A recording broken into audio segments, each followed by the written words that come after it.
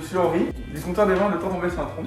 Je vous accueille du mardi au samedi de 17h sans interruption pour que vous découvriez notre gamme de vins, de spiritueux et de bulles si cela vous dit. Salut Henri. Salut Noémie. Alors du coup, comment tu es arrivé dans le monde du vin? Alors moi j'ai d'abord travaillé dans l'Horeca pendant près de 6 ans, mais je me suis rendu compte au fil des années que c'était vraiment le vin qui me bottait. J'adore la bonne gastronomie, mais c'était surtout le vin. Et donc, tout simplement, en fait, moi j'ai acheté du vin en tant que professionnel chez Comptoir des Vins. Et le jour où j'ai vendu mon restaurant, je cherchais un boulot évidemment, et c'est tout naturellement que je me suis tourné vers Comptoir des Vins. Comment tu gères ton rôle de caviste au quotidien? Est-ce que tu te prépares, tu dégustes beaucoup, tu bois tout le temps? Heureusement, pour la santé, non, on ne boit pas tout le temps. Alors déjà, quand on déguste, souvent on recrache, parce qu'on doit travailler quand même un petit peu après. Donc c'est pas l'idéal.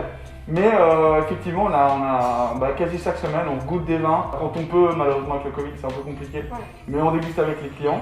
Ce qui permet aussi d'avoir un retour aussi immédiat des clients, mais toujours avec modération. Évidemment. Et du coup, pour travailler en tant que caviste, est-ce qu'il faut tout connaître sur le vin et les spiritueux? Il faut pas tout connaître. Je pense qu'il faut en tout cas bien connaître ce qu'on vend. Il faut connaître ses produits. Il faut s'intéresser. Et puis, je veux dire, il faut pas trop me donner des termes techniques non plus aux clients parce que on va le perdre. Ouais. Qu'est-ce que tu kiffes le plus dans ton métier? Alors, c'est vraiment l'échange et le partage avec le client. Quels sont les atouts pour travailler en tant que caviste? Je dirais que c'est d'abord sentir le client. Donc, je pense que c'est surtout pouvoir comprendre et analyser les besoins et les envies du client. Donc, c'est vraiment le conseil qui est au centre du métier. Tout à fait, voilà. Vraiment percevoir les besoins, les attentes du client, connaître ses goûts, imaginer ses goûts.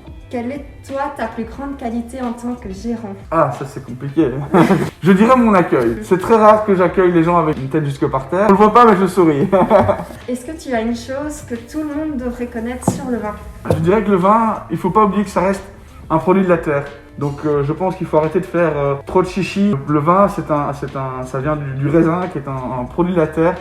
Et il faut le respecter en tant que tel. Mais il ne faut pas non plus que ce soit réservé à l'élite. Il y a moyen de trouver des très belles bouteilles dans les prix raisonnables. Effectivement, c'est sûr que les grands noms qu'on connaît sont délicieux. Ouais. Mais on n'est pas obligé d'aller vers ces noms-là hors de prix pour se faire plaisir. Oui, bien sûr.